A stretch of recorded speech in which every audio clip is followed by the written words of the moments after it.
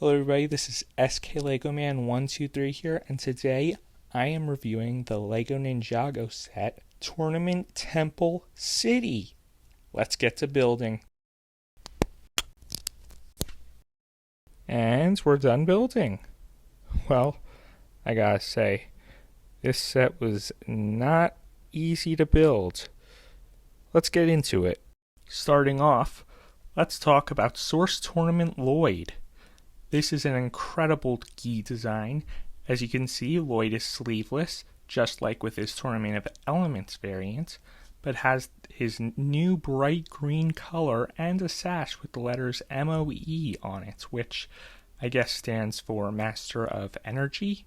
However, it's been said that Lloyd's elemental power is never revealed, and it looks like there is either a crease or another letter under the Source Dragon emblem, so maybe it's a cut-off Master of Element of... who knows. And on his head, Lloyd has his headband hairpiece with a bright green headband, which we've only ever seen in his Master robes, and a ninja bandana, which we see in bright green for the first time. Now let's take a look at the new armor piece Lloyd is wearing. It's both curved and sharp. Plus, it holds two katanas facing the same direction. In this set, Lloyd has one gold katana and a new shortened gold katana. I really like this. But don't keep that armor on all the time, because then you'd be covering this epic Source Dragon symbol with the Ninjago L above it. Also, just want to note, this minifigure does not have the dragon power face.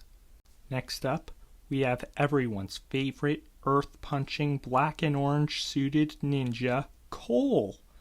Just like Lloyd, Cole has a sash with the letters MOE. However, in this case, they stand for Master of Earth. There's also a rocky design in the top corner to pay homage to his element. Cole is holding a hammer in this set. Nothing too fancy, just a basic build with some nice transparent orange pieces and a side with a gold point. Maybe we'll see it in the show, or maybe it's just something designers whipped up for this set. On the back of the torso, you can see Cole has his own Source Dragon symbol, as well as an orange Ninjago C, which sticks out quite well from the other colors of the minifigure. Third, we have the Titanium Ninja, Zane, who in his Source Tournament gi is holding his signature weapon, Golden Shurikens. Zane looks pretty good with his hair and arms showing, and that clip on the top corner of his torso depicting a shard of ice suits Zane perfectly. And check out that Source Dragon symbol on Zane's back. It's probably one of my favorites. Something about this minifigure makes me think this is going to be a good season for Zane. Next up, we have the new guy, Aaron. This Spinjitzu prodigy finally has a new suit, which I'm loving, by the way. Aaron's Source Tournament suit is very different from that of the other ninja. Aaron has cargo pockets, a cool dragon design, and they've added dark blue to his color scheme. Aaron is equipped with a short gold katana and his hook weapon from last year, which now has a gold and green handle. Aaron has his hair showing like the rest of the ninja, and has a dark blue ninja bandana, which is a color variant that's made a comeback this year after being absent since 2015. And here's a look at the back of the minifigure. Aaron has a new symbol as well as light orange stitch lines. And now here's Nia, the Elemental Master of Water. I don't think we've seen Nia in a ninja gi like this before. It's been pretty cool seeing her in majority dark azure suits lately. Nia wields a golden trident, which, while not really a traditional ninja weapon like a spear, speaks well to her element. I wouldn't mind seeing her wield one more often, and this one has a telescope handle and transparent light blue hollow stud. They look great. Nia's minifigure also has a dark azure ninja bandana and her headband hairpiece. I believe this is the first time we'll be seeing her wearing these together in the show, so I'm looking forward to that. And here's a look at the back of the minifigure.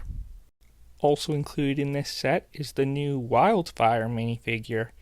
If you've seen my review of Kai's Ninja Climber mech, you already know my thoughts on this minifigure.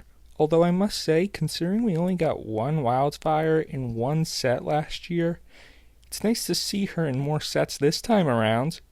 Wildfire comes with 2 transparent orange power blasts and a short gold katana. Now we've got Blecht, an inhabitant of the city. I like this figure. I don't know what the deal is with this character though. He's holding a fishing rod and he appears to be from the city, so it's possible Blecht is just an old man living his days in the city. However, he also looks like he could be a member of the Explorers Club. But a theory I've heard is that this is the new elemental master of time. But that's probably just because of the pocket watch. That would be pretty cool though. Blecht has this symbol on his back that seems to have some significance to the city. Next up, we've got a blacksmith. A female blacksmith. Finally! LEGO is addressing that blacksmithing isn't just a man's job, am I right? Anyway, this is a nice minifigure to have as a Ninjago citizen. She carries a mallet and a tool holding a transparent orange katana. This blacksmith has an alternate face with an open mouth smile too, so that will come in handy. The next citizen of the Tournament Temple City we have here is Roby, a young man with a nice smile, a sharp haircut, and some traditional clothing in great colors. Oh, and a cell phone, which is a pretty nice print by the way. He appears to be paying for something electronically with it, which is pretty advanced technology-wise compared to the rest of the city. Roby has a terrified alternate facial expression, and that symbol from the city I mentioned earlier on the back of his torso. And here is a minifigure I have many questions about. The Temple Guard. This figure has a great armored design and a sharp machete-tipped spear. This could be just what it's called, a Temple Guard, or it could be much more.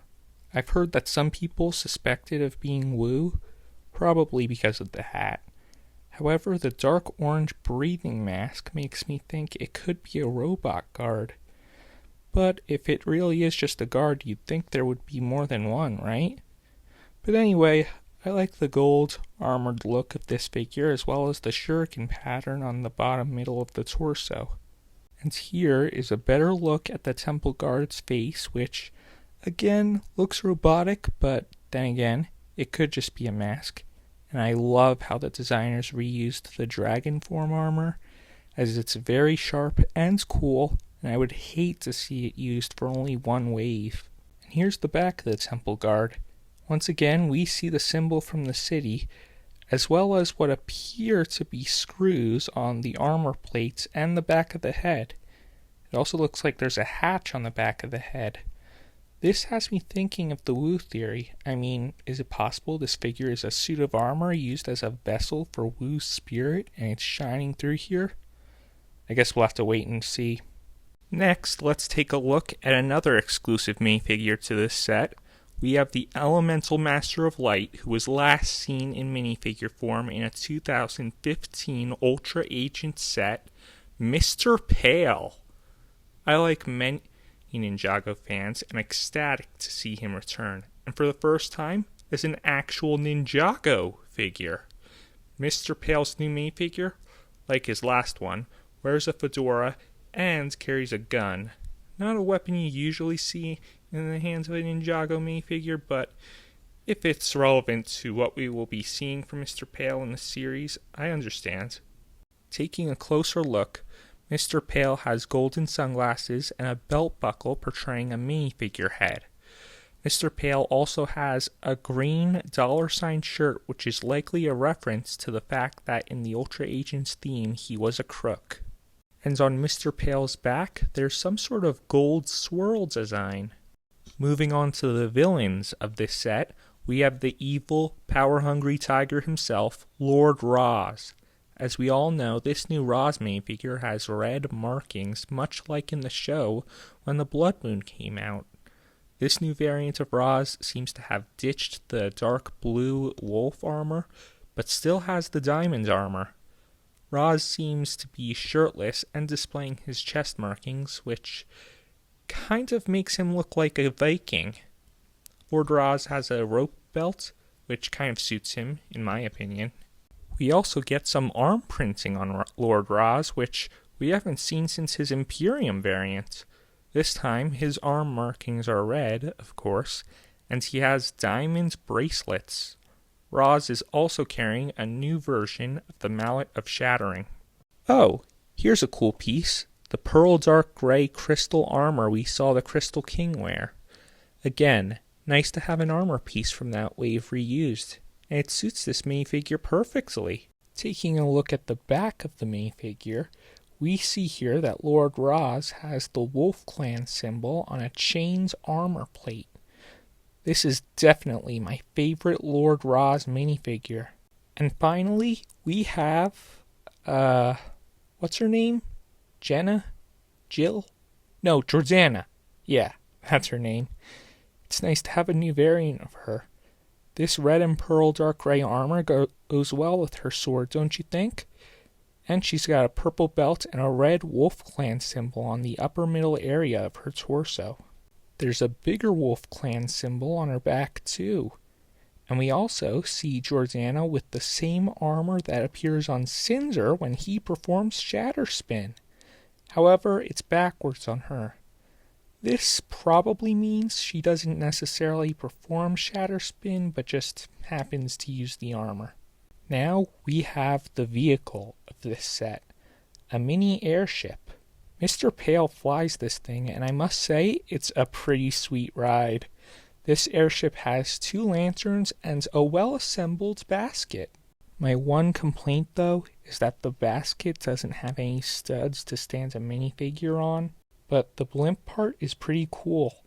There's this gold arrow piece at the back that sticks into the blimp and provides a little bit of sturdiness. Next up, we have a dragon. It's pretty decent sized, has great colors, and it reuses the molds for Ryu's head. I think this dragon might be the guardian of the city, but it looks like a peaceful being. For example, this dragon has a lantern hanging from its horn. Pretty neat, huh? The arms and wings of this dragon are well built too. A little sticker detail, a brown claw, and wings made up of 3 golden blade pieces. Trust me, they hold the dragon up better than you'd think.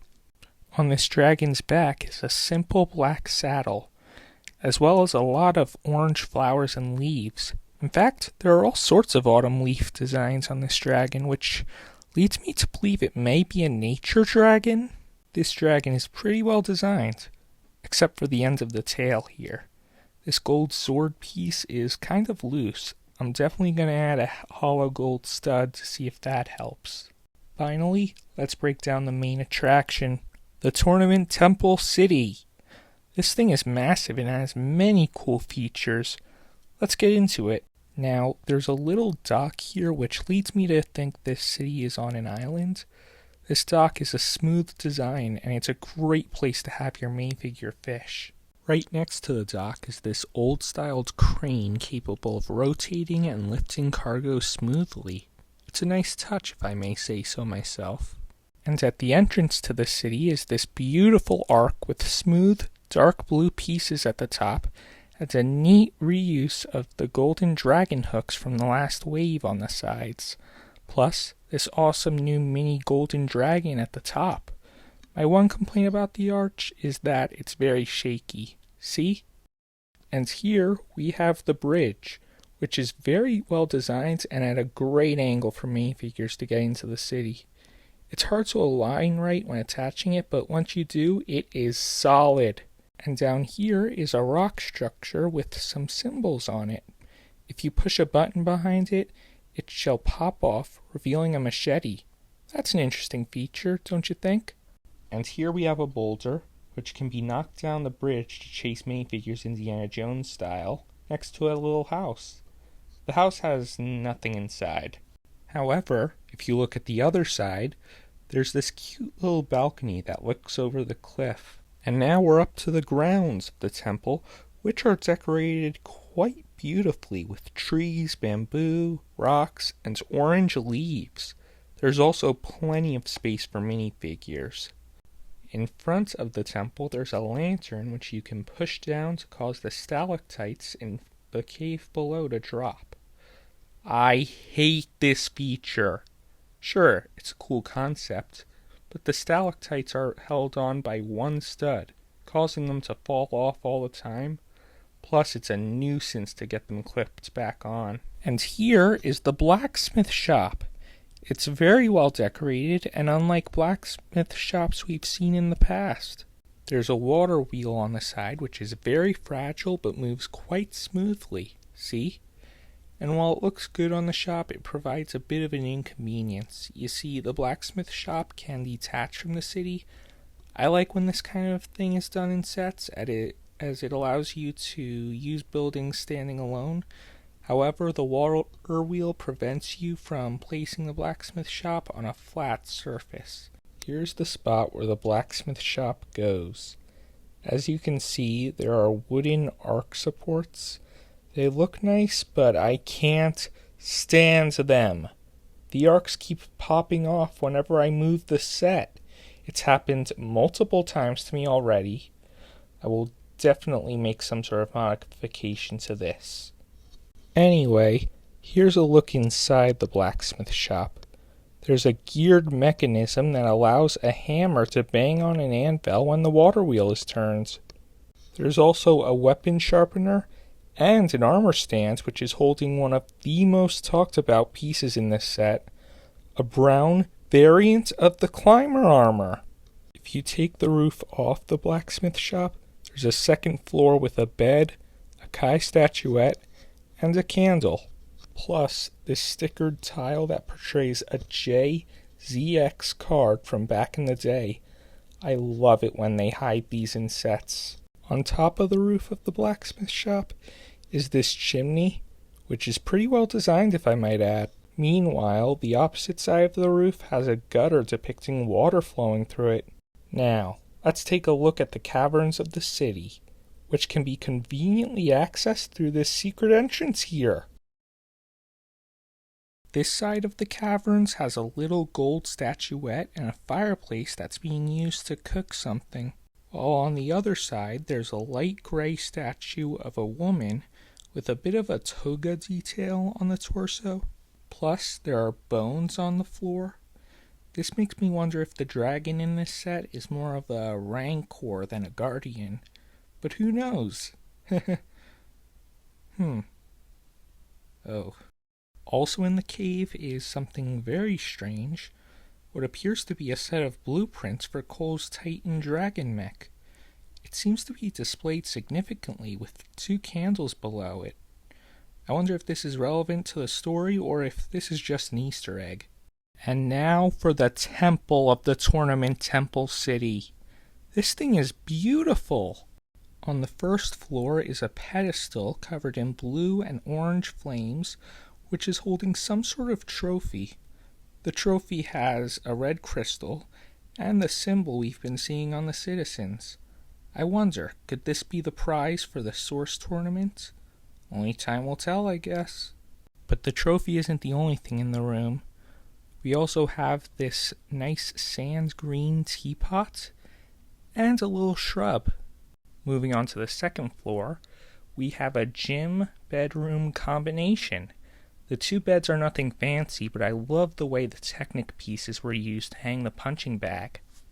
Next up, on the 3rd floor, there's a phone, a plant, and a table below 2 photos of an old man and a young man. The young man looks like it could be Roby, so maybe he's more important than I thought. And on the 4th floor is a lit torch which can be seen from outside the temple. Speaking of the outside, here's a look at the outer details of the temple. The dark blue roof coverings are well assembled, and look at those gold windows, they're perfect. Finally, at the top of the temple, there's a crowned, horned golden dragon head. This head, of course, being the same mold we see in the Rising Dragon sets. Parts from those kinds of sets are rarely reused, and I think this fits great. Well, that's everything. Sorry I'm not showing footage of the set rotating. My spinner isn't big enough for this set. So, I must say, this set has a lot more flaws than you'd expect from a set of this price and importance.